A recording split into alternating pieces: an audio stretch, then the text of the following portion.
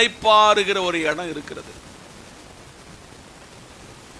அல்லேலூயா.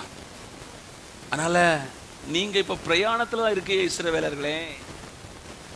நான் சொன்ன நாட்டுக்கு நீங்க இதுவரையும் போகல. உங்களுக்கு நான் மன்னாவை கொடுத்தேன், உங்களுக்கு காடையை கொடுத்தேன், உங்களுக்கு மாறாவில கசந்த நீரை மதுரமாக்கி கொடுத்தேன், உங்களை நான் தூக்கி சுமந்தேன்.